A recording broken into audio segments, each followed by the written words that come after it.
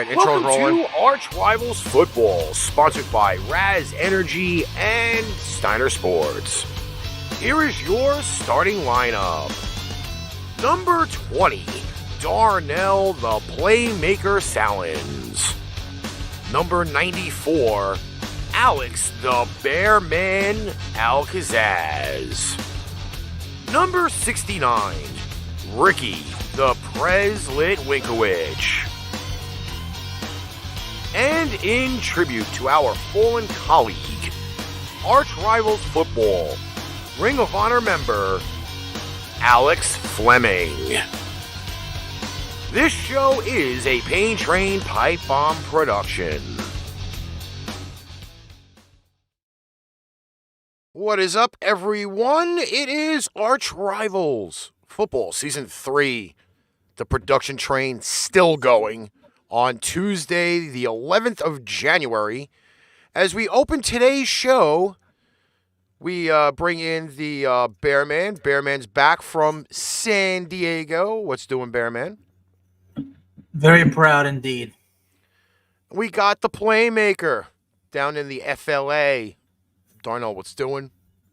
You've got to go live. Oh, shit. On the other page. Oh, shit. My bad. You know, I'm trying to muscle everything. Okay, so now we're live.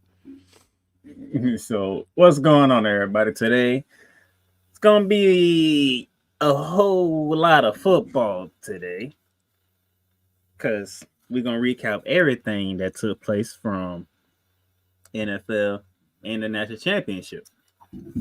So, to get things started, Bearman. Mm-hmm. Prez. Yes. I believe we had a National Championship game last night, correct? I didn't watch it. We did. Oh, we did.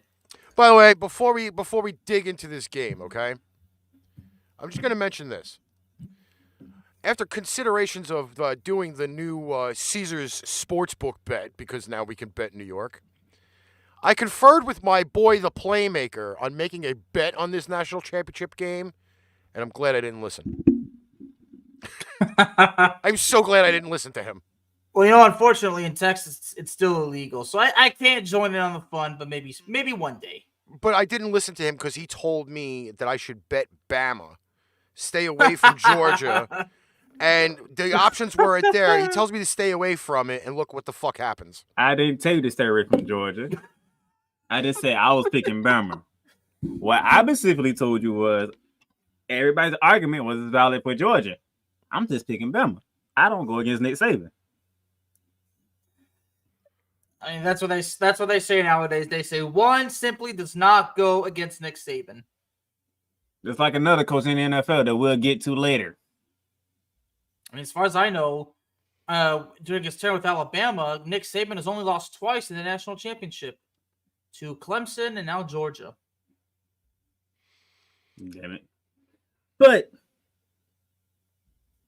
we do need to talk about the national championship game. And Bearman, you up first. Your thoughts on what took place in the national championship.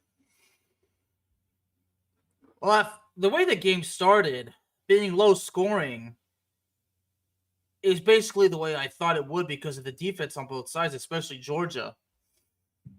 But then when I saw that, you know, Georgia gets that interception but does not take full advantage of it. I was like, see, that's what disadvantages Georgia. Like, when you have a turnover against Alabama, you got to cash in all the chips.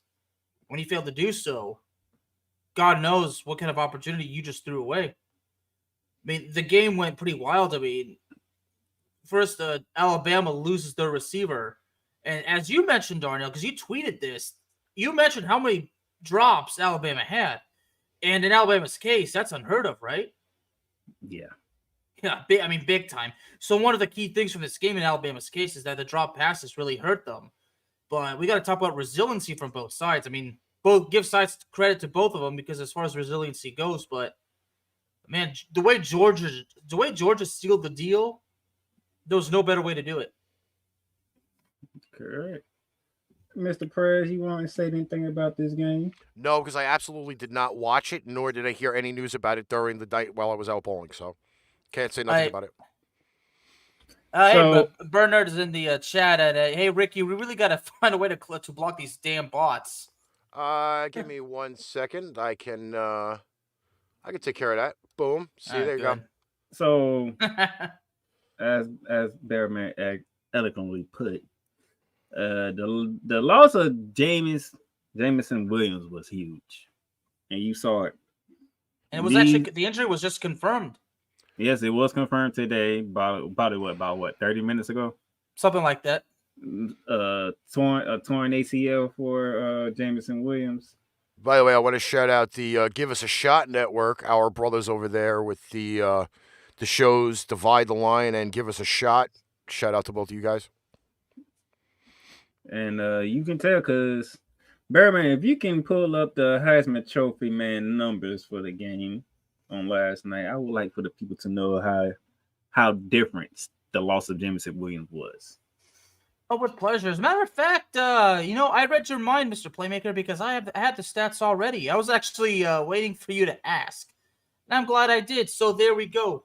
35 for 57, 369 yards, 1 touchdown, 2 picks. 2 picks. How many yards he threw for? 369. 369. How many pass attempts? 57. 57. He completed 35 of them. That's almost that's in the 50% range. I mean, my math is really not good, so. But if he would have had Jameson Williams, does those numbers go up? Maybe. I mean, just because you have the top, your top receiver, that doesn't guarantee anything. That's why I'm gonna say maybe. Because when I'm watching the game, right, and you mentioned the drop passes, correct? Mm-hmm. But that's as you mentioned them. I have to give you credit because you reminded everybody because nobody else tweeted that, Darnell. Not that I know of. Anyone besides you. You're the fact. The fact is, Darnell, you brought up one of the key parts of this game that all the drops Alabama had because nobody else was mentioning it. So there were 2 turning points in this game. One, obviously, the loss of Jameson Williams. The second one, Stetson Bennett fumbles the football, correct? Alabama recovers. Alabama scores a touchdown. They take the lead. What did Stetson Bennett do the next drive? He took Georgia down the field and scored a touchdown. Mm-hmm. That was a turning point of the game because if you listen to him after the game, what did he say? I was not going to be the reason why we lost this game. He knew if he did not respond from that turnover, Georgia's going to lose. And who the blame is going to be on? On them. It was going to be on Stetson Bennett if he did not respond off that turnover. Because like I said, the problem was after that first turnover, they didn't cash in all the chips. Shout out to Stetson Bennett because he responded. He definitely responded to that turnover. He did big time. Kirby Smart and their defense, they did what they needed to do to keep Bryce Young in the pocket, to keep him healthy, and keep him locked down. And that defense came to play. And it's nice when your offense comes to play with you. Mm-hmm. Okay? So, I'm a Gator fan, yes. Do I like the fact Georgia won the championship? Hell no. Am I mad about it? No, not really. I'd like Bernard's thoughts on this. So, but to my Gator Nation out there, Georgia won the national championship. Time to get over it. The defending champs, D-Man, is in our division now. Not in our conference now, but they in our division now. So let's see what Bill Napier comes up with his first year. Kirby Smart, he got him a championship. He did, and he's a former player himself. He was a DB there from 95 to 98. Yes, he was. So, shout out to Kirby Smart. Shout out to Georgia Bulldogs. Y'all won the title. The curse is starting to be lifted off the state of Georgia with the Braves winning, now the Bulldogs winning. If only the Falcons can get that memo.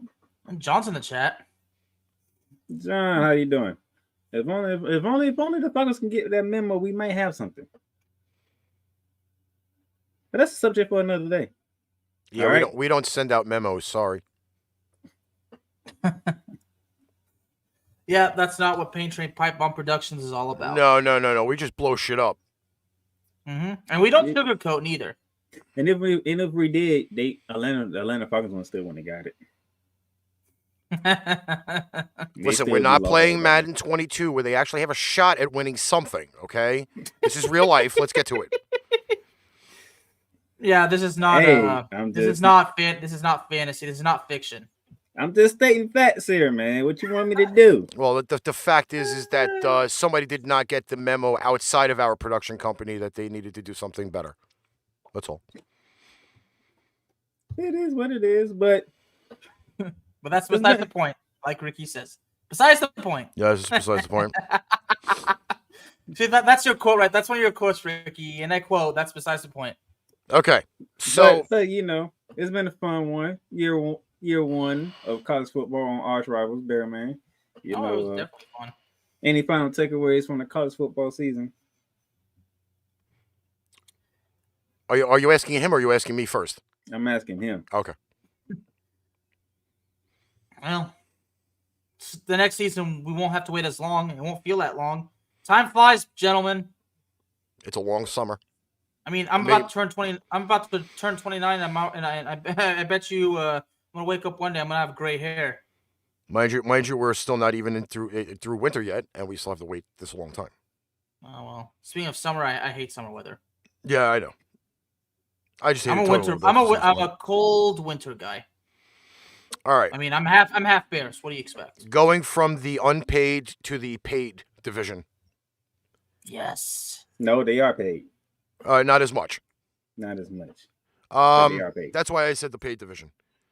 Okay, so week 18 coming on. Sayonara regular season.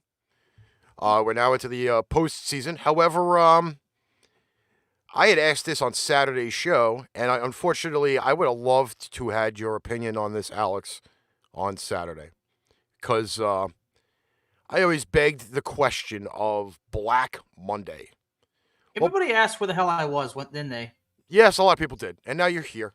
We all told them you were on an assignment in San Diego trying to figure out why the Chargers are still not there. Well, that and I was there for now a hero in the family, my younger brother. So oh boy. I mean, for those of you who don't know, my younger brother graduated from Marine boot camp. My brother's a United States Marine. So we have some sound bites ready for this lovely thing. So because we going Black Monday first, or are we going back to recap week 18? Well, Black Monday came early. It actually came. It came Saturday night. Saturday night. Because the first firing that came late, big time. Well, okay. No, the first firing came after the games on Saturday night. Well, just let's reboot the time machine back a few months. Okay? All right. First, we had the resignation of Mr. John Gruden. Bye, bitch. Then we had the firing of Urban Meyer. What was that, about a month ago? Something like that. Bye, bitch. But I knew that hire was never going to work anyway. Okay. So you can vindicate me on that, Ricky. So, yes, I knew that. I did kind of had a feeling at the beginning of the year that wasn't going to work out. So I can vindicate you, and you can vindicate me. Okay, so Saturday night, Black Monday came early. And after the lovely debacle with the Denver Bronco game, we had Vic Fangio. What the fuck does that mean? Well, Vic Fangio got fired. Yeah! Fire! Is there a clip you want to play, Ricky? I'm actually playing them, but I forgot to share the sound because I'm an idiot, and that's just the way that this production shit goes. So I played Mr. VKM on that right there. Then Sunday began, and there were a lot of rumors going on. Okay, a lot of rumors, and I don't know if I want to start in any alphabetical order with this because, again, some of the shit was being said. So Carolina lost some coordinators. They lost Chase Blackburn, the special teams guy, and offensive coordinator Joe Brady. And guess what they heard after the game on Sunday? Yeah! Fire! Carolina has been an ultimate dumpster fire since Matt Rule has taken over the Carolina Panthers as their head coach. Yeah, Matt Rule is still there. Yes, and I had a feeling Carolina Panther fans. I had a feeling that was going to happen. But again, when you have Joe Brady, and then you brought back Cam Newton, and you lost Christian McCaffrey, and you had a whole bunch of other guys that you brought in to hopefully bolster your offense, including that crap backfield that they had after Christian McCaffrey.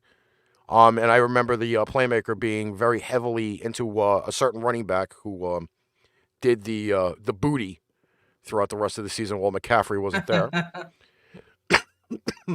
We move a little bit more north, and the Bears, doing like the Giants currently did, got rid of both. Mac Nagy And Ryan Pace. Guess what you got? Yeah! Fire! I Interesting. think. But that's not the only thing that happened in the NFC North. Oh, we also move a little bit more west. We had Minnesota getting rid of GM Rick Spielman and head coach Mike Zimmer. Guess what they got? Bye, bitch.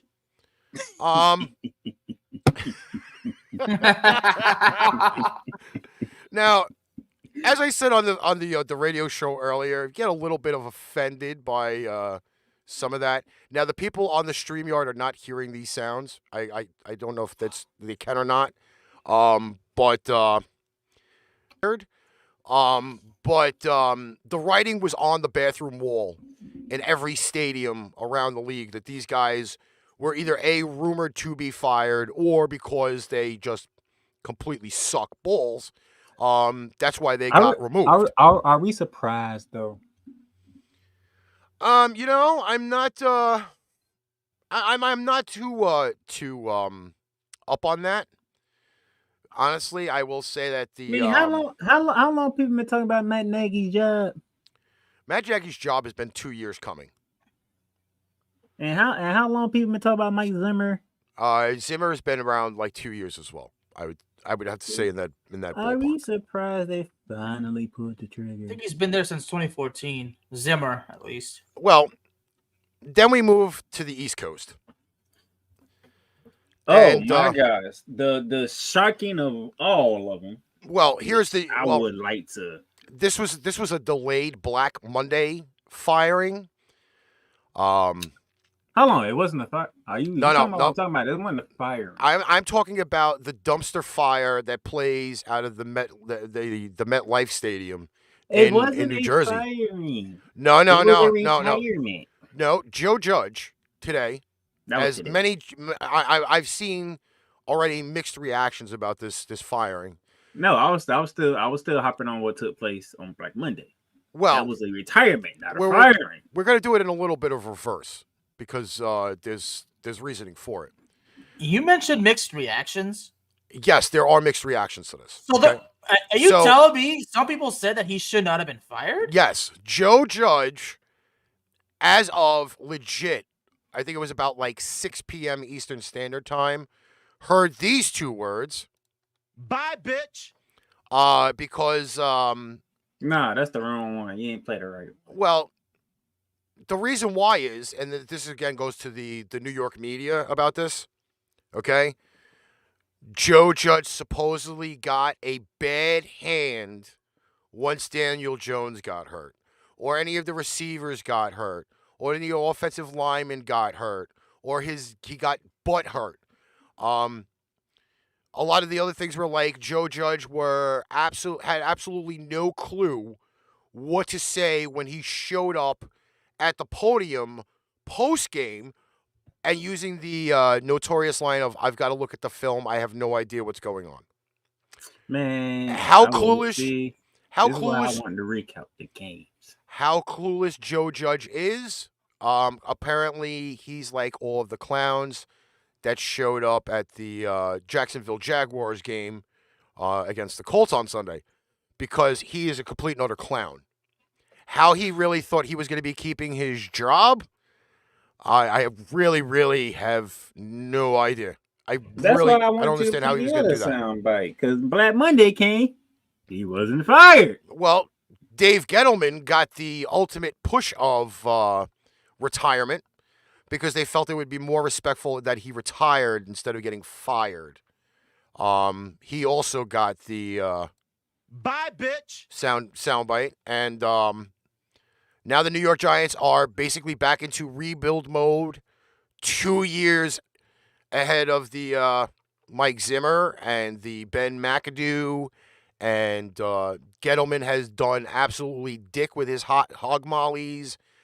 He may have brought like 1 or 2 great pieces to the Giants, but Gettleman has now been put out to pasture. He's going to be shot like a horse, sent to the glue factory, and he can do like he did after the game on Sunday, spend time taking pictures with his family. Unfortunately, not on the field of MetLife Stadium. Now, ladies and gentlemen, be going down south, because this one still befuddles me right now. Well, again, This one I don't understand. well, I kind of understand it in a certain part of the way. So, admittedly, today I wake up to the Dolphins firing head coach Brian Flores. He got the well, I should say, really, the biggest unfortunate sound tone. Yeah! Fire! Okay, so ESPN, NFL, Fox, all of them kind of went to bat for Brian Flores. He legitimately got fired for a 3-year tenure of being 1 game under 500. Undoubtedly, against the Patriots, he has beaten them multiple times in his 3-year tenure of that. That should have kind of kept him in the coaching facilities. However, one player who could not be traded to South Florida was Deshaun Watson. And the reason why Deshaun Watson wanted to go there was because of Brian Flores.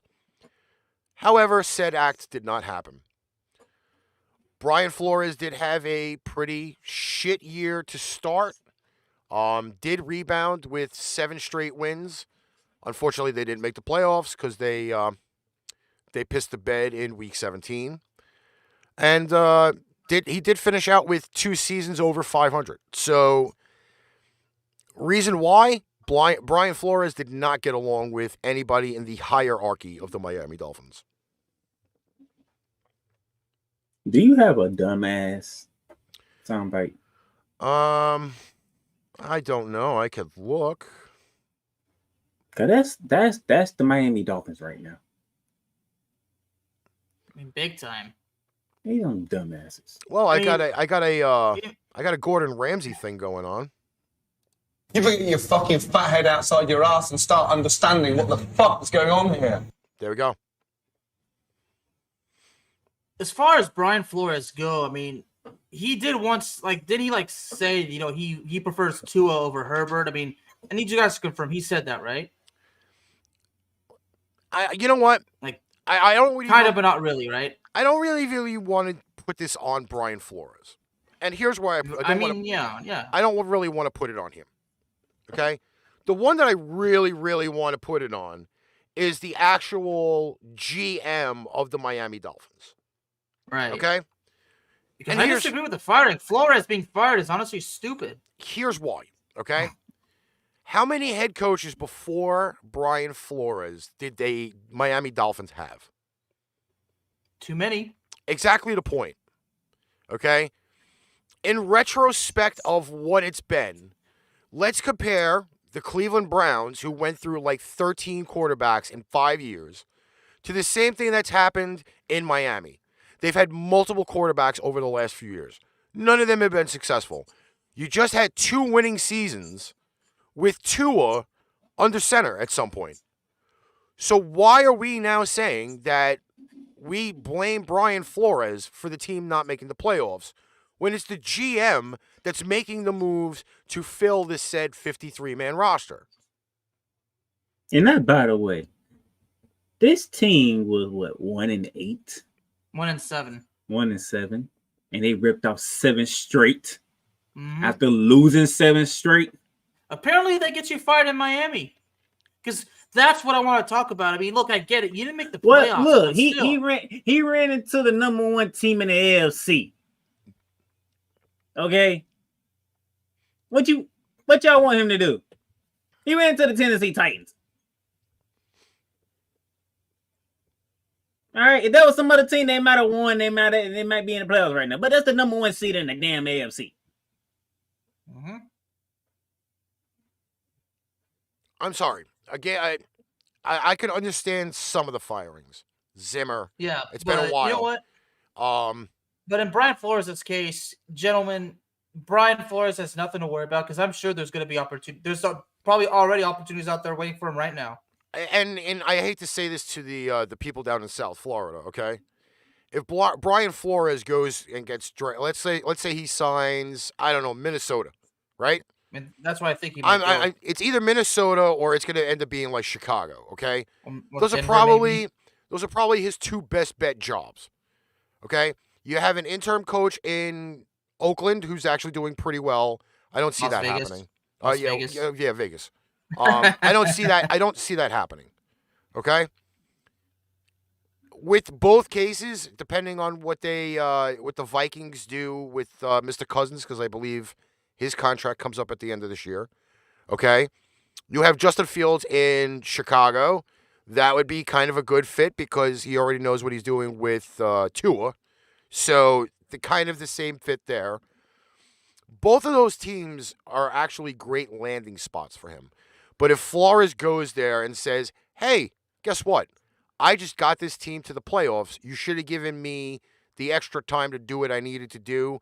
That will be a extreme butthole balloon knot punch to the Miami Dolphins. If he is successful elsewhere, the Dolphins pretty much just get a circumcision. Let me ask you something. Mr. Coach Flores, he swept the Patriots this year, didn't he? Yes, he did. The first game of the season and the last game of the season. When was the last time the Dolphins swept the Patriots? 2 years ago, actually. 2 years ago. Okay. When was the last time the Dolphins been on a winning streak against New England? They've been on a pretty decent winning streak because every time the Patriots play in Miami, they lose. So why would you not say that? They got rid of a coach, who has New England figured out. You also got to remember, Brian Flores is from the Belichick tree. Mm-hmm. So to let somebody go after only being one game under 500 for 3 seasons, that's a bad deal. That's on the GM. I specifically put it on the GM. Chef Ramsey says it all, brother. I specifically put that on the GM because that's just ridiculous. Yeah, I mean, even though Brian Flores supposedly said he wants Tua over Herbert, look, I get it. Whatever we think about that is what we think. I mean, it doesn't matter. I mean, Tua is not a bad quarterback. He's a talented quarterback, but the problem with Tua is his health. And the fact that he's not exactly groomed for the NFL. I mean, yeah, I guess I suppose so. I don't say he's. The only reason why I say he's not groomed for the NFL is he is a 1-2-3 throw quarterback. Right. His rate, like he does not have a lot of patience or reliability in his offensive line to protect him to go for a bigger throw. That the intermediate 10 to 15 yard routes are the best way to go for him. Yeah. Plain and simple. Yeah. But overall, Tua is not bad because all you'll say he's not that bad. He just can't stay healthy, and like you just said, Some quarterbacks are just, unfortunately, that's how it is, and it is what it is, right? Yes. Yeah. Okay, we had games this weekend. Nothing personal. We had games this weekend. Oh, yeah. And Darnell and I were on for this game, well, at least for the first half of this game. We had the Kansas City Chiefs at Denver. Final score: KC 28, Denver 24. Who would like to talk? My heart ached for John. I mean, John's been a very loyal supporter of my shows, and same thing for me. And John are basically starting to become close friends. So and that's been going great. So yeah, my heart did hurt for John, but at the end of the day, I would have told John, well, if this is what it takes to get rid of Vic Fangio, then so be it. I mean, I'm sure that's what John would have said. I think a lot of people wanted Fangio gone, but I'm going to say this. While me and Darnell were sitting there watching the game, Denver was actually pretty decent up till the fourth quarter. Yeah, that fumble. Well, that fumble return for a score was the nail in the coffin. Oh, big time. But I think, Darnell, you'll kind of agree with me on this. Kansas City's going to be in trouble in the playoffs. They got Pittsburgh first, don't they? Kansas City. We'll get to that at the end. I will, because if the defense had to win them that game, rightfully, this game is, in all probability, 28-21 Denver. One play totally did in the entire game for the Denver Broncos. Yeah, it was that fumble. It was like, what, an 85-yard fumble return? Yes. Hey, give Melvin Meekum credit. He blew that play up. And he's the reason why that the Kansas City defense is so good right now. Next up, I know Alex has got quite a few things to say about this. We did not know it was going to sit their damn starters. Dallas 51, Philly 26. Well, first thing I should say, well, first of all, I was actually surprised I was able to catch the entire game because I didn't know what we were going to do the rest of the day. But since anyway, but I got back to the hotel probably about 30 minutes before the game, and then it was 15 minutes before the game where I saw that Jalen Hurts would not be playing because they said an ankle injury. So it's not that they didn't just rest him. I think they were planning to play him for a little bit, but they ruled him out because of a supposed ankle thing. But I'm sure they're just resting him for the playoffs. But yeah, Philadelphia rested their starters, and then Dallas, Dak Prescott broke Tony Romo's record for most touchdowns in a season. Of course, all these listeners, that know me, that know I don't like Dak, like, well, Bearman's gonna shit all over that. I'm like, look, I'm not gonna do that, but then again, it's another one of those things where Dak plays good against the bad teams, so we can't see him do that against the good teams. But I'm not gonna take anything from Dak. I mean, he broke the record. That's amazing. Hey, Ricky, do we have a round of applause for the Cowboys? Can we have a round of applause for the Cowboys? I don't know if I have any of those applause ones. We got anyone that can do hand clapping and No, I have those on the other ones. Sorry. I mean, the only thing that y'all won. It's the only third time in history where a team has finished 6-0 in the NFC East, and Dallas did that back in '98, and I think Philadelphia did that in 2004. Congratulations. Yeah, you mean did I say NFC East? Oh, I'm sorry. I meant NFC least. Congratulations. Yeah, you destroyed your division. Congratulations. A division of jabronis, okay? You destroyed your division. Freaking Celebrate. Be proud. Wait till later on in the show, though. Oh, my God. Going into this game, the Philadelphia Eagles had not beaten a team with a winning record the entire year. The Sheagles. I think I prefer to. You know what I prefer to say, Rick? I prefer to say Philadelphia. No, I can't do that. They did that on Monday Night Raw last night. No, somebody watched Raw last night. All right, Sunday's games, because now I'm just getting annoyed with Saturdays. Okay, we had the Green Bay Packers traveling to Motown. Packers 30, Lions 37. A little bit of an outtake on this. Aaron Rodgers did play in this game, but he only played the first half. And the even though the Detroit Lions played the game to win, they shit the bed. So you're telling me that Jordan Love looked like crap against the Detroit Lions. Is that what you're telling me? Basically. Mm-hmm. So And basically, so did the Aaron Packers Rodgers defense. Aaron Rodgers is I say successor. He's not there, is he? I really don't think that there's anything close to a successor in Green Bay. Man, I've asked myself, are they ever actually going to find a guy that's going to truly succeed Aaron Rodgers? Not in this draft. Not in this upcoming draft. I'm not saying draft. I'm saying probably free agency, maybe, but not in the draft. Okay, but free agency is sometimes not always the best way to go, but, we'll see. I just see this as the coup de grace for the Green Bay Packers. Because if they don't somehow figure out how they are going to keep Aaron or A-Rod in football terms, they're pretty much screwed. I'm not going to say this.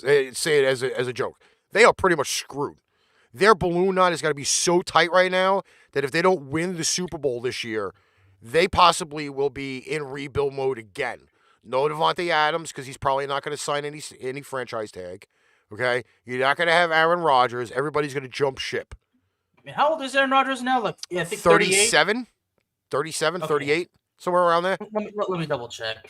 But again, he's 38. He just turned 38 last month. okay, so he's pretty much done. I'm not even going to joke. I mean, that remains to be seen. I mean, you're at that point where okay, we all know Aaron Rodgers wasn't going to be there forever, although it seems like he has been. But like you said, there's also like I said, Devontae Adams. I mean, is Adams on a franchise tag right now? No, he's on the rest of his deal. Okay, and he wants a new deal. So he's if you offer him a franchise tag, he's probably just gonna silently walk out and just walk away because he knows that. I mean, he knows after all he's done a franchise tag offer is, I wouldn't say a slap to the face. I'd say more like punch to the gut and then spat in the face. Once again, I say this: Aaron Rodgers is going to be the kingpin. He is the big piece to knowing what the future of the Green Bay Packers is going to be. I mean, he is the Green Bay Packers. And if Jordan Love does not come up to show up that he was drafted for that reason to be Rodgers' successor, there's a problem. So Green Bay's going to be scrambling. Once you agree, Aaron Rodgers is the Green Bay Packers. Yes. Right now he is. Let's move it on. All right. They got the first round bye, but they got to figure things out quick. But again, Detroit shit the bed because they really should have been scoreboard watching. If they just say, you know what, Green Bay, take this game because we can get the number 1 pick in the NFL draft, they should have done that. But they decided to win the game instead, and now they are officially the number 2 pick in the NFL draft. Well, Jacksonville won their game. That didn't help. That didn't hurt them. Well, it's surprisingly enough that is the next game in our listing. The Indianapolis Colts travel down to Jacksonville, and the Jacksonville Jaguars beat them 26-11 and get this lovely soundbite. We're going to play a wonderful game called Who is My Daddy?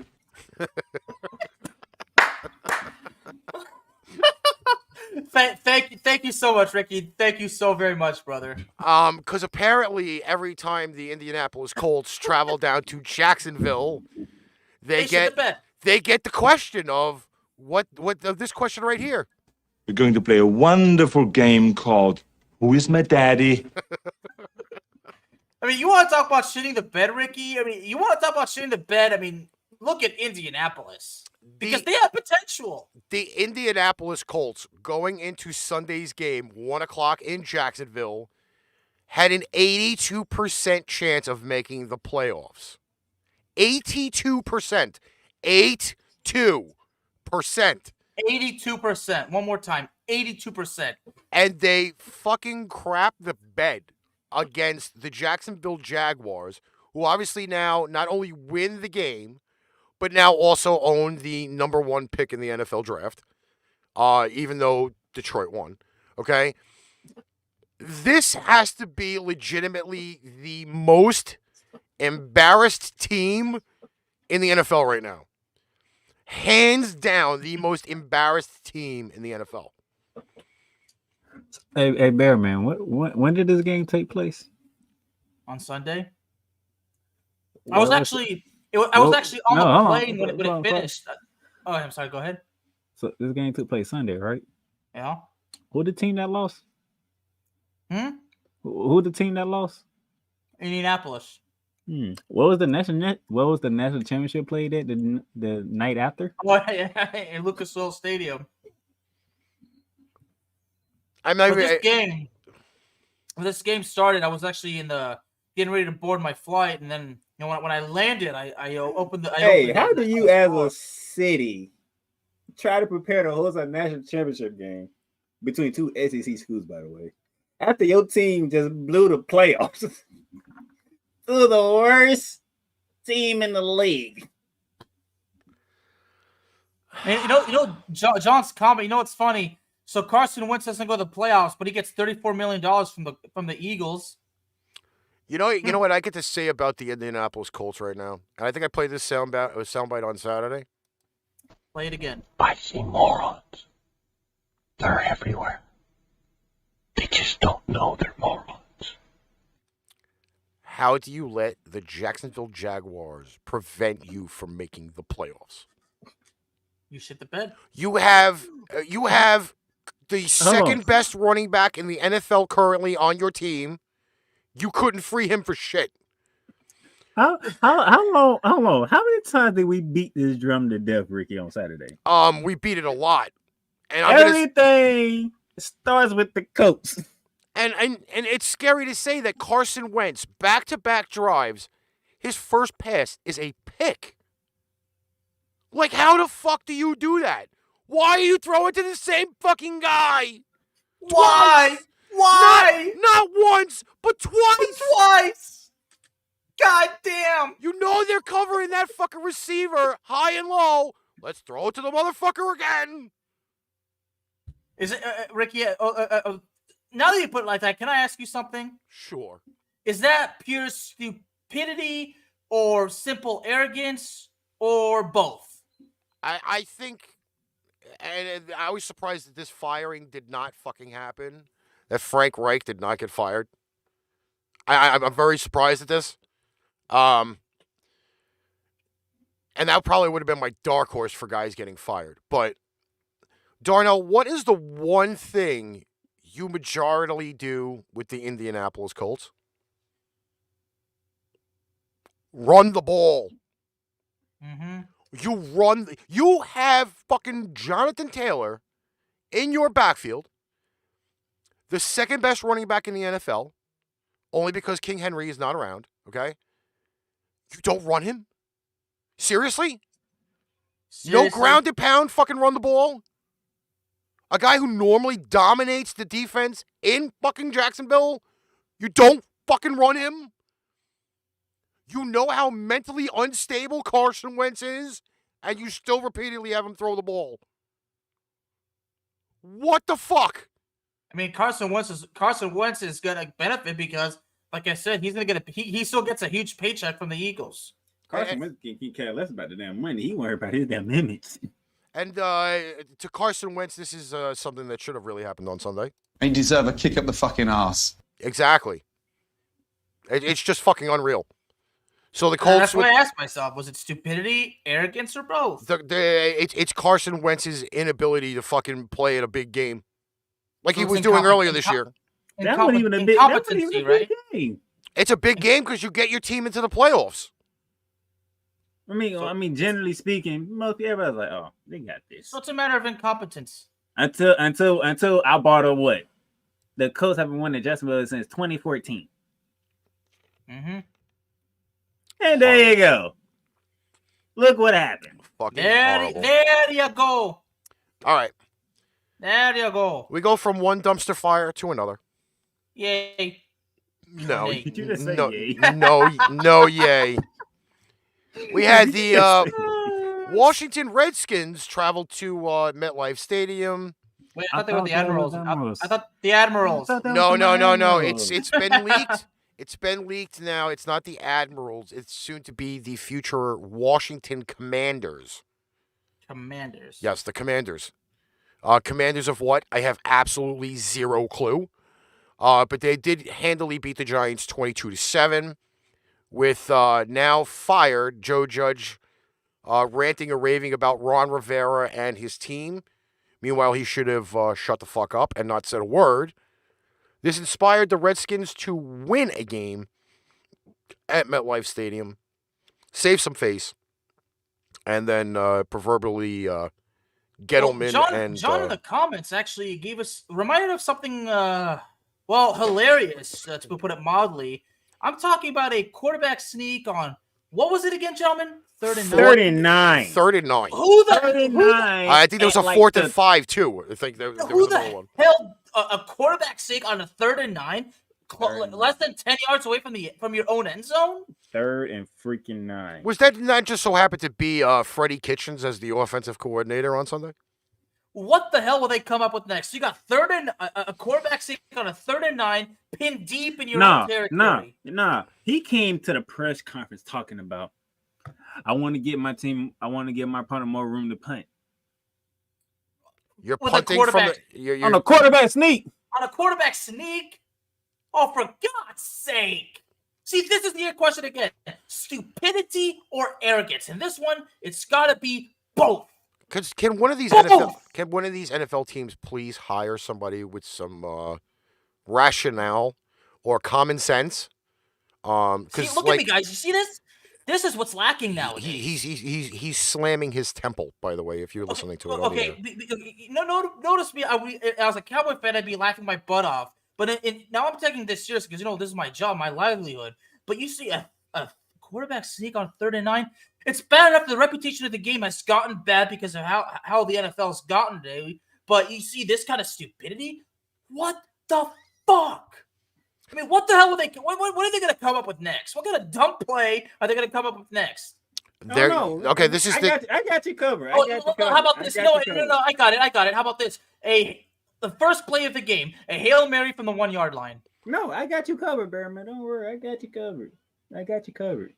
Unfortunately, it's not going to be good for me because I actually like the coach, but I got you covered. Okay. No, let's work with me. Let's work with me. Just work with me. I got you covered. No, Darnell, but I gotta ask you. So you're saying is you have things in mind when it comes to a dumber play than a quarterback sneak on a 3rd and 9?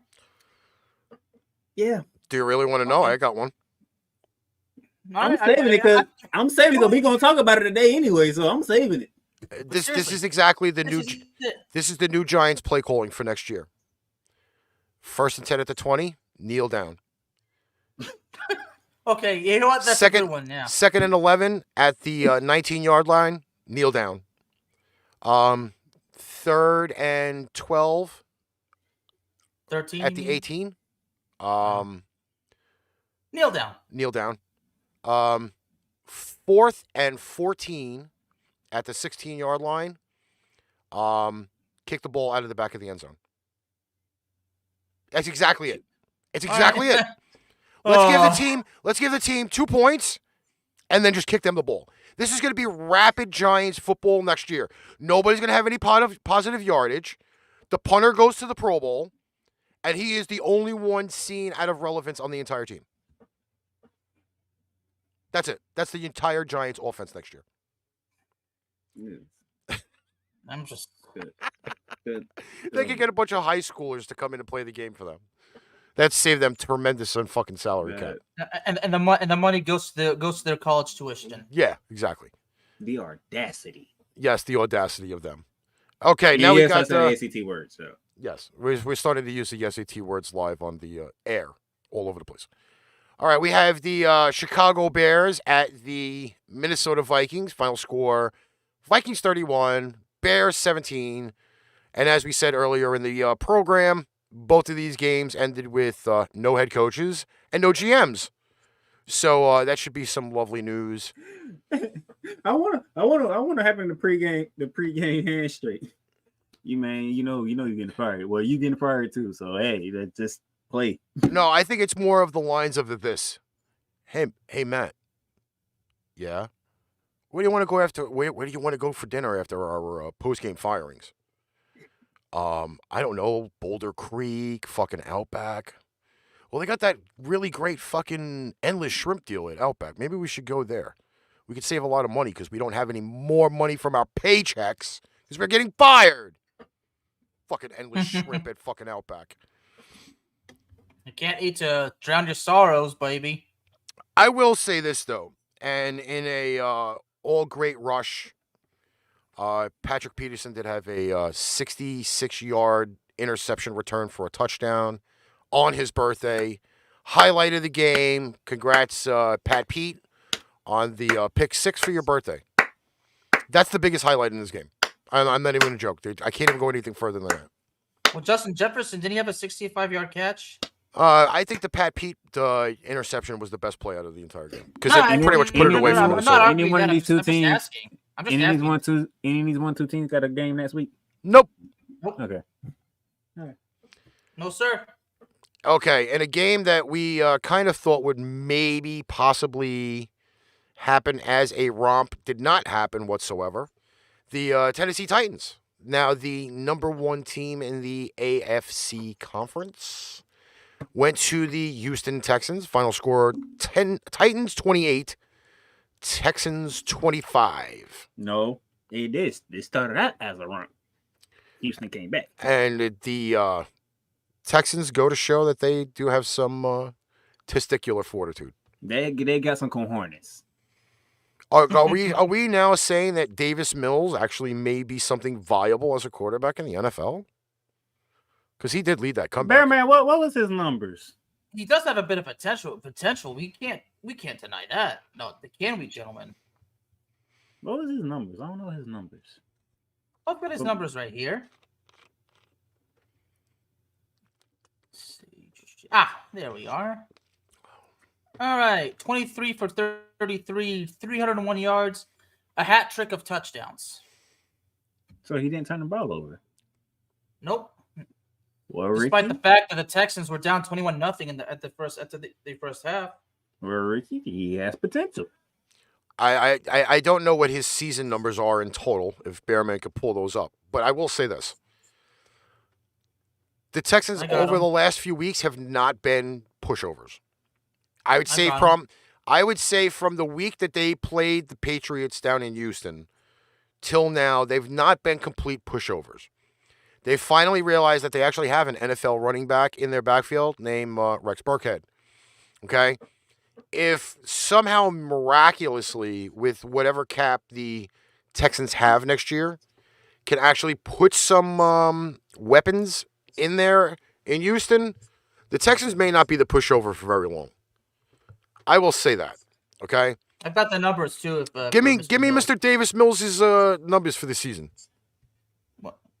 2,664 yards through the air, 16 touchdowns, 10 picks, and a completion rate of 67%. How many games are we talking? More than 10. His first game was the 19th against at Cleveland. Well, he actually came in relief once what's his face got hurt. Tyrod Taylor. Yeah. So he's had an audition. Okay? Yeah. Again, I think if you could put some weapons around him, 16-10 is not bad numbers whatsoever. Okay? For a guy who's not really had any starting ability in the NFL. First order of business, they need to figure out what they want to do with Deshaun Watson. That's the first order. Deshaun Watson could be the key to many weapons in this year's NFL draft. Or future picks. Think of it that way. That's the first order of business. Right. So, once again, I think that, Davis Mills could be possibly a starter in Houston. He's got no competition with Tyrod Taylor. Let's just say that right now. Because Tyrod Taylor can't stay healthy. So if Mills becomes the starter and then Watson goes wherever, I mean, again, there could be a difference of Houston in the next 2 seasons. But also on the other hand, now we also look at the Tennessee Titans, who they kind of clinched their butt cheeks a little bit in this game. They survived, and they end up taking the number 1 seed away from the Kansas City Chiefs, who had won the day before. Me and Ricky said on Saturday, Bearman, you wasn't here. The AFC did not want that. No, because DH is looming. DH is looming. Now he gets the extra week. Is lurking in the darkness right now.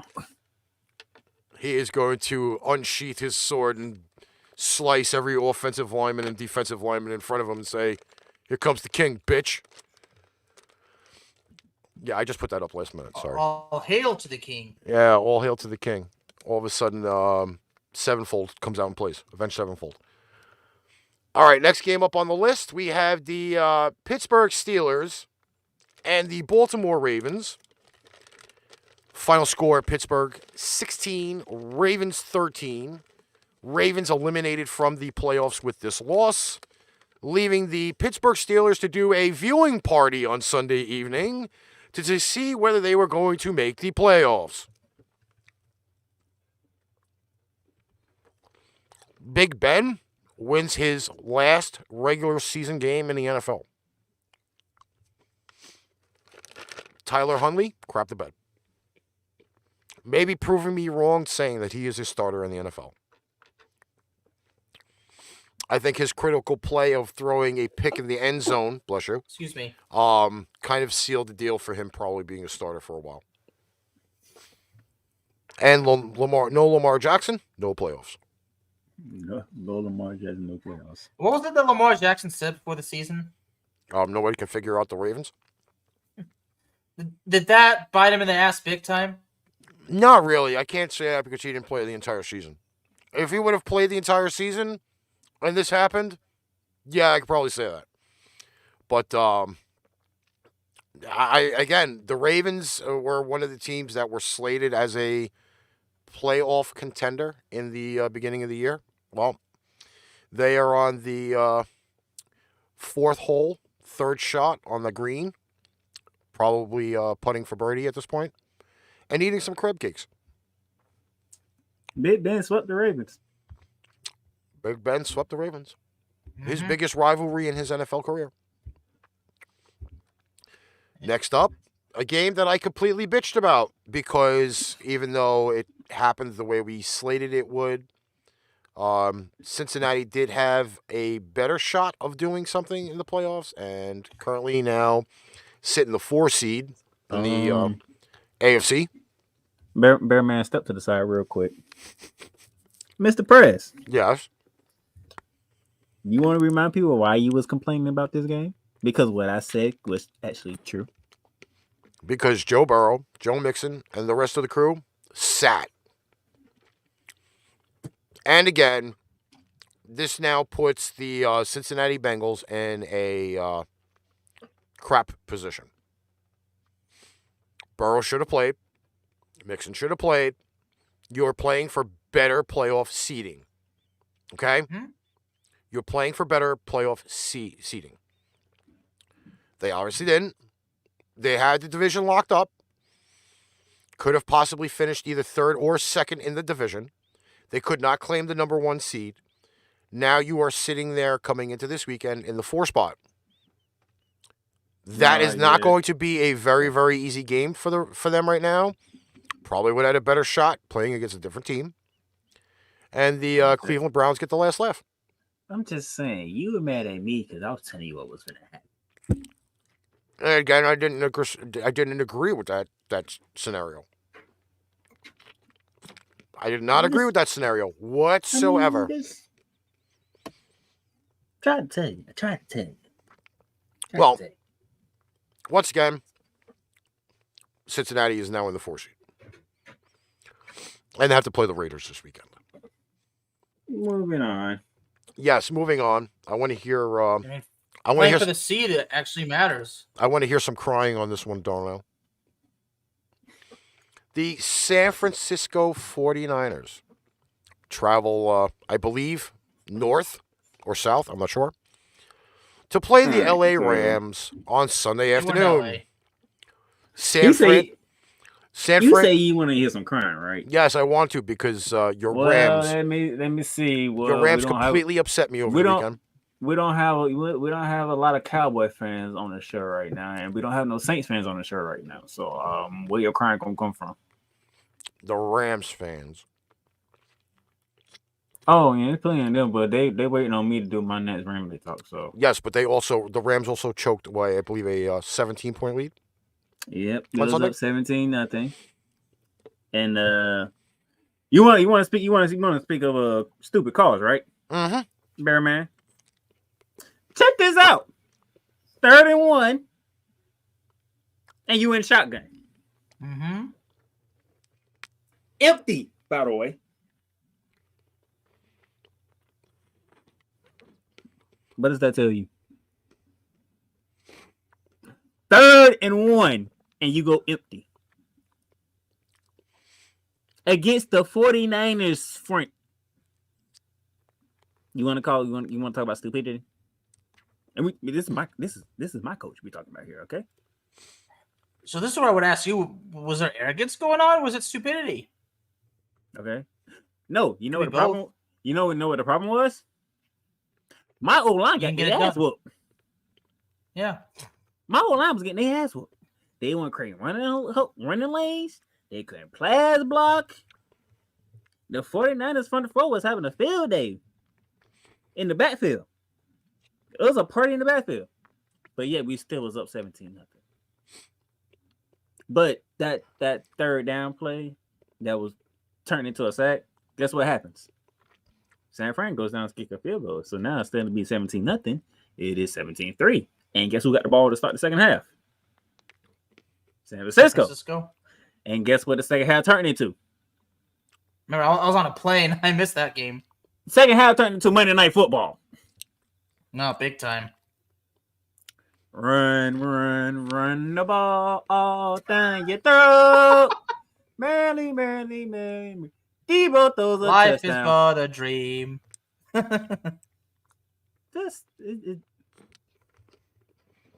gotta say the rest of it for Rambo talk because. All right, so let me ask you this question. Yeah. Cut the pipe bomb promo on Ramley Talk, dude. All right, so let me ask you the question, Darnell. How many times have the Rams lost to the 49ers consecutively? People can't hear you say that. 6 times in a row? 6. Like the Joker has said. We're going to play a wonderful game called Who is My Daddy? I have to do that. Because in the same situation, don't. The Rams worry, are he's coming up too. Yes, I know. I get to play it a 3rd time. So the Rams losing and the Cowboys winning. The Cowboys got the number 3 seed. Mm-hmm. Now, and by the way, we didn't do y'all no favors anyway, so y'all getting Exactly. Thursday didn't really help. Y'all getting the Thursday didn't really help y'all. So, this one caused Joe Brady to get fired. We had the Carolina Panthers going to Tampa Bay. Hold on, time out. You misspoke. I didn't misspeak. Nothing about this game got anybody fired because everybody know what was going to happen before this game was played. Well, it was the AB-less Tampa Bay Buccaneers beating the Carolina Panthers, who were without CMC, 41-17. Yes. This game actually was close until halftime, and then all of a sudden, the Tampa Bay Buccaneers woke up. There was some serious BS going on about Gronk's lovely little achievement of getting a certain amount of yardage and catches throughout the game for his bonuses. Tom Brady apparently shut AB up for a little while because AB said, Brady can't do this without me, and they put up 41 points. You know, and I was actually going to ask your thoughts on that. I mean, didn't Tom Brady actually let AB stay in his home we are not for a little bit? talking about AB. No, I listen. Saturday's Friday's show had enough about AB. I mean, you know, for me, it's just not right for AB to say those kinds of things. That's all I want to say. It's not right at all. Okay. That's like me throwing you two under the bus because, ladies and gentlemen, Darnell and Ricky did, in fact, not only save my career, but they saved my freaking life. That'd be like me throwing you two under the bus and blaming you guys for me not being successful. You know why? Because I'm lazy as fuck.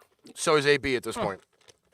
And just know that the look, we just gonna say this: forget AB. Nobody cares. Tampa Bay handle business. Move on. And they are now the number 2 seed in the NFC.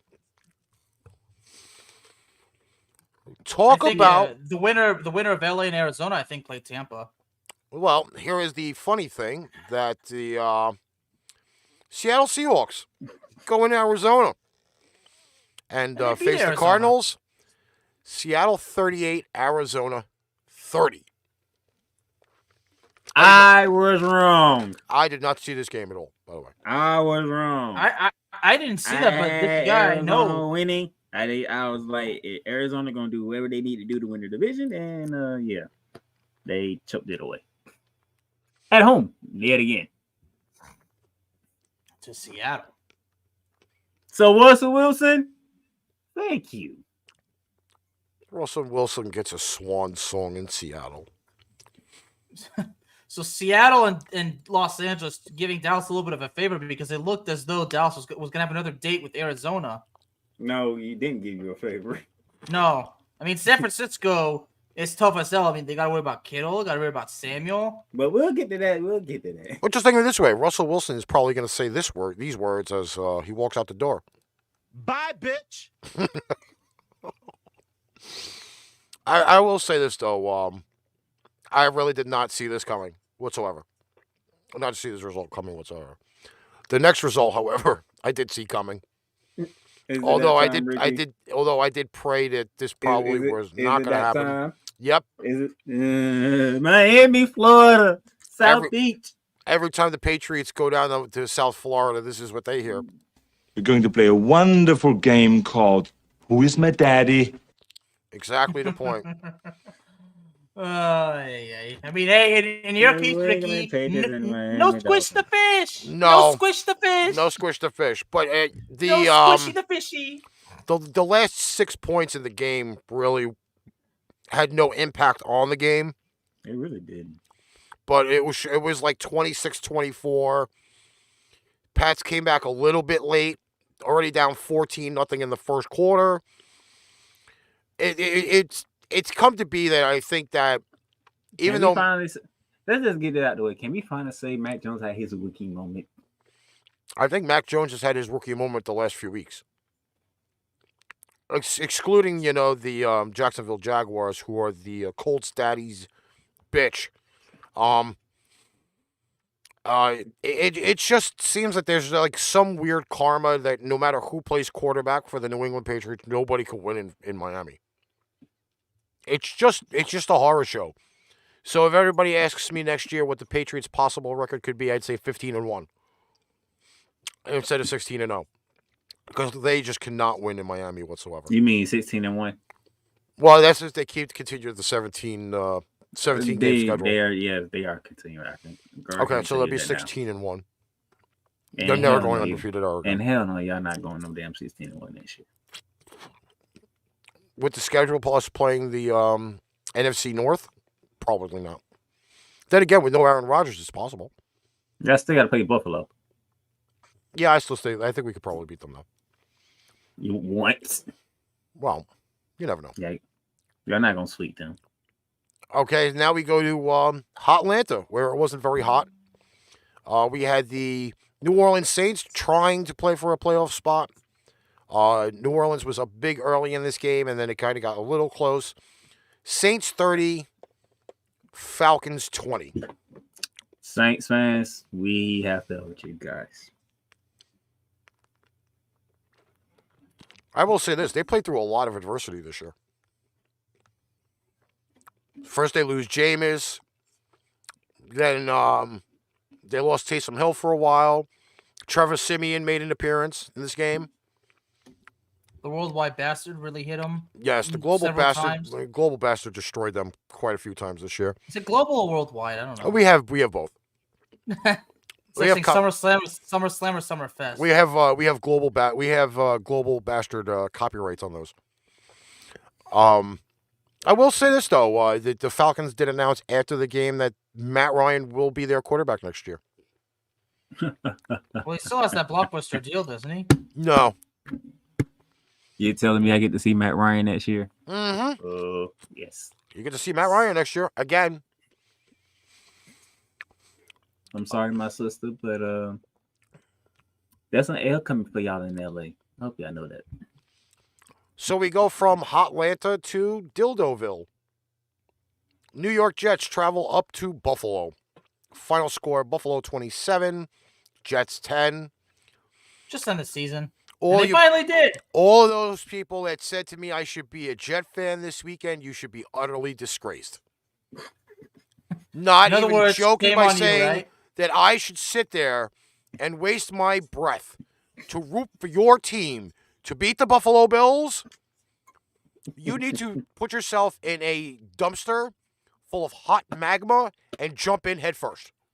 You were a Jets fan briefly, weren't you, Ricky? No, I was Hell not. no. Weren't you Hell like no. when you were 3 years old or something? No. Not at all. Bear man, you trying to be funny, but the Jets. No, I'm serious. It's I the thought Jets. I could have sworn Ricky told me before he was a Patriots fan. My family wanted me to be a Jets fan. And I said I could not be a fan of a team that does not play in New York. They did in the early years, not when I was born. That's the end of it. Play New Jersey, Let's do this. Ricky, explain to the people that pain, the agony, the displeasure of having to depend on the damn Jets to win you a game. Within 2 weeks, okay, the ultimate picture has been in my head. The fisherman holding the long fishing pole I know where you're going with. and having a W on the end of it. First, against the Tampa Bay Buccaneers. Up, no, sorry, we're going to pull this back. You can't win. Then, same thing this weekend. Jets are actually playing the Buffalo Bills pretty decently well. Dangling the W again. Nope, sorry. Gotta be quicker than that. You got to be quicker than that. Oh, gotta be quicker than that. The Jets at this point have been the ultimate tease. They're like that $2 hooker that walks down the strip in Vegas, offering it to you, and she's like, you know what? You potentially are not big enough. You're not quick enough. Sorry about your damn luck, and they walk away. Say sorry, baby. That's how the New York Jets are. They are a tease. Next year, they may be better. Time will be determined because they have 2 picks in the first round as well as the New York Giants.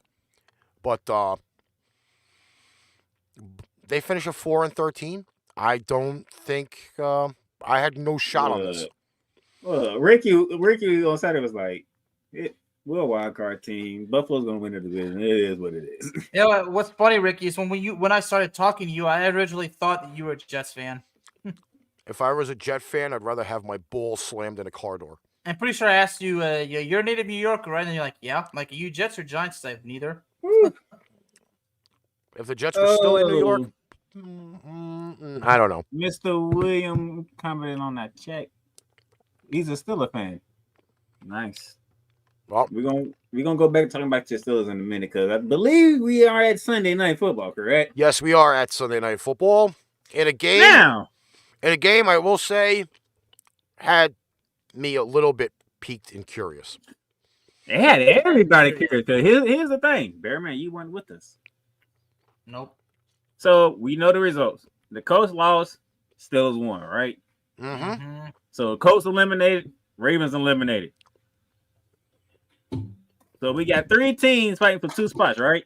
Yep. That would be the Steelers and both of these teams in the Sunday Night Football, which is the LA Chargers versus the Las Vegas Raiders. So here's the only thing Pittsburgh did not need, all right? You ready, Bearman? Uh-huh. This game cannot end in a tie. The game ends in a tie. Chargers and the Raiders get in. All right? We all set? There was even somebody had a sign that says just go for the tie. Yeah. So game kicks off. We get what we get. Shout out to Max Crosby. That man was a beast on Sunday Night Football. He was a beast on Sunday Night Football. He was giving Justin Herbert hell. Okay? Yeah, Herbert had his well, I shouldn't say rookie moments anymore, but he had his moments this year. Now, we talking about dumb play calling, right? Mm-hmm. So, 3rd and 1, you run it, right? Try to run up the gut. You go nowhere. Okay. So what's the call on 4th and 1? Do you punt it? Do you're actually like you what 25, 30-yard line somewhere in that range? Mm-hmm. What's the call? Punt? Go for it. What we doing 4th and 1? Bricky, he punting it. Bearman, you punting it? I actually probably Depends wouldn't. on Actually, I probably the wouldn't. situation. I probably wouldn't. Depends on the situation. I probably You on wouldn't. your own side of the field though. It doesn't matter. It doesn't matter because you know what? If when At what point of the game are we in? Win and you're in. This is in the first half. Yes, you give the Raiders the short field. However, am I doing a play up the middle? You're out of your goddamn mind. Yeah, you play it safe. You don't are take not. those unnecessary First risks. off, I can't tell you how many times I've seen guys go for 4th and 1 and go up the middle. If you QB sneak it, you may have a shot because who is the quarterback? Justin Herbert. Exactly my point. When you That's know besides that, the point. when you know the fact that Raiders front has been so diesel up to that point, why would you run the ball up the middle? Why would you run the ball up the middle? Run it on the outsides. That's where the Lack of Raiders intelligence, defense. Ricky. That's where the Raiders defense is vulnerable. They can't run side to side. If you run north to south, you're gonna get stopped. The numbers on 4th and 1, I believe, are like 43% with running the ball up the middle. Yep. 43%. It did. I will say that it did sway the beginning of it. Did sway the outcome of that game, though. Even though the Raiders only put up 3 points, but still. So that took place, right? Now this is where we love Justin Herbert, Bear man. It's 4th quarter. You gotta score, okay? No matter what, you have to put the ball in the end zone. Ricky, how many 4th downs did we see on that drive? About what, 6? Way too many. Way too many. They converted every last one of them. Every play should have just been 4th down for them. Justin Herbert putting the ball on target. So we see what's dropping passes. 4th down come, they get it. Here we go again. See what's ain't catching pass. 4th down come, they get it again. Justin Herbert got them boys down the field. They scored a touchdown. They get a 2-point conversion. We are tied. And we're going to overtime. Going to overtime, baby. Steelers fans are not feeling too good right now. No, sir. They just need somebody to win. They just don't need a tie. You know, I look at overtime, and I don't know what either coach was thinking in overtime. I'm gonna be dead honest with you, okay? I got an idea. I'm sitting there thinking to myself, if you're in the position of the head coach, right? A win or a tie gets you in.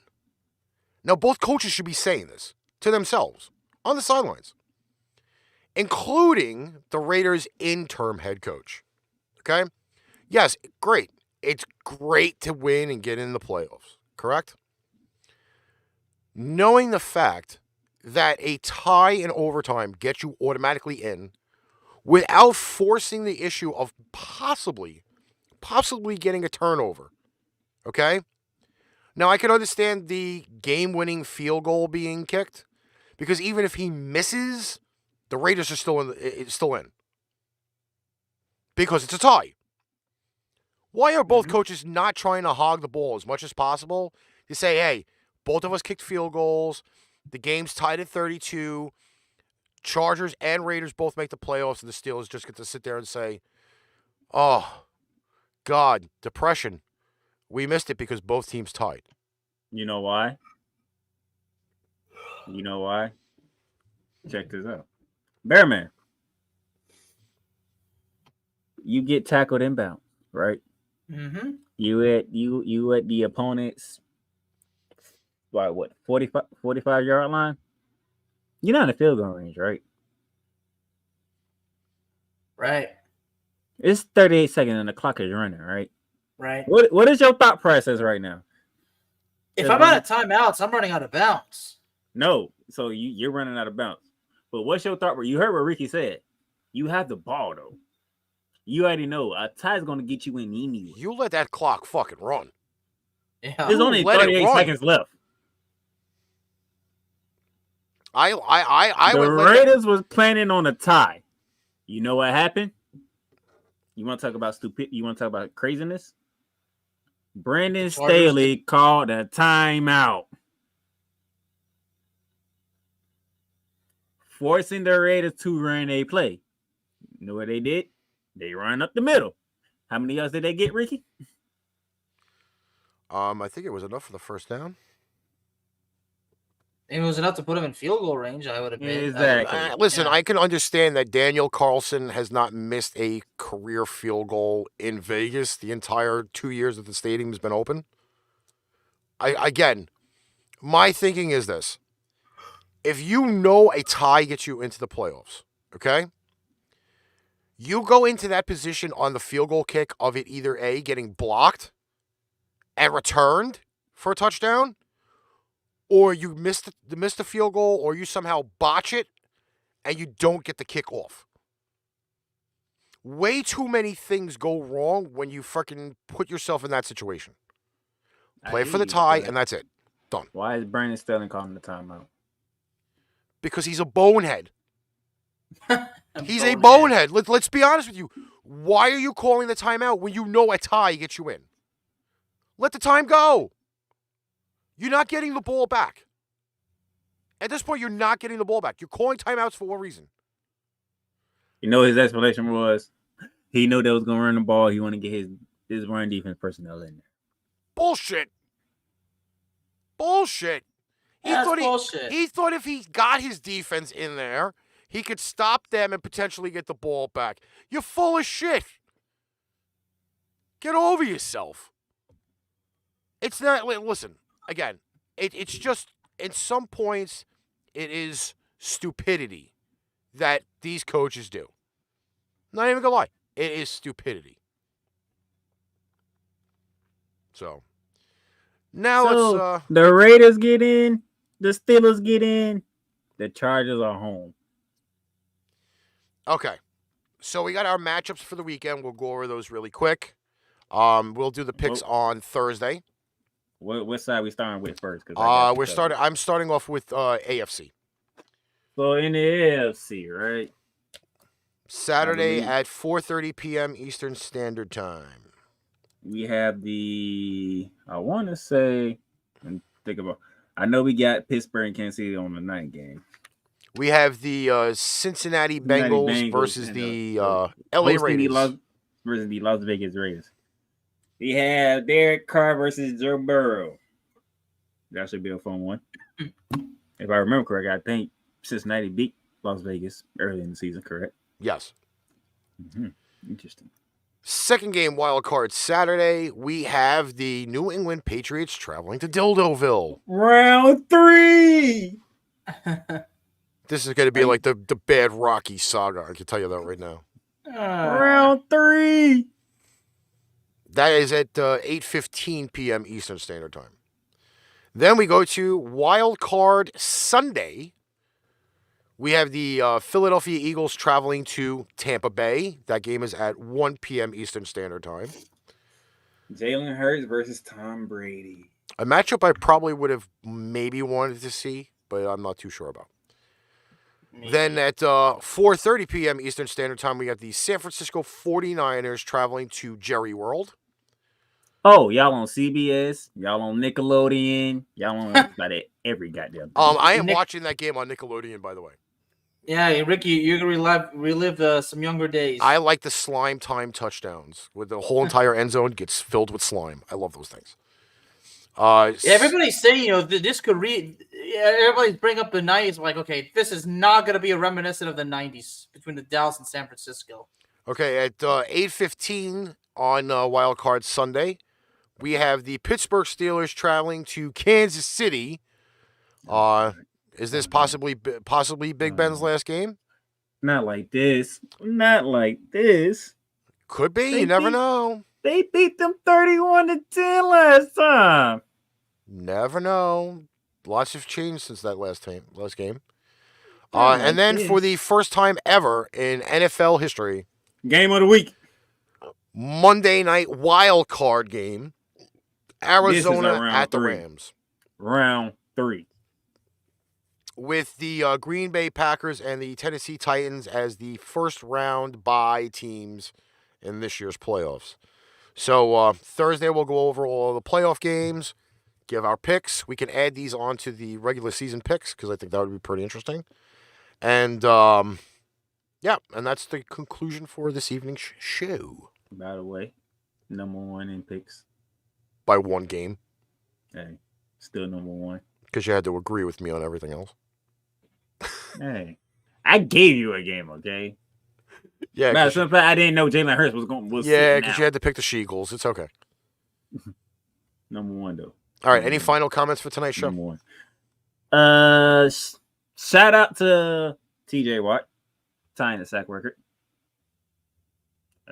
Shout out to Cooper Kupp, Triple Crown as a receiver. The road to LA begins. Well, actually, it may not be LA. It might be Dallas. As of right now, the road to LA. Don't you be disrespectful.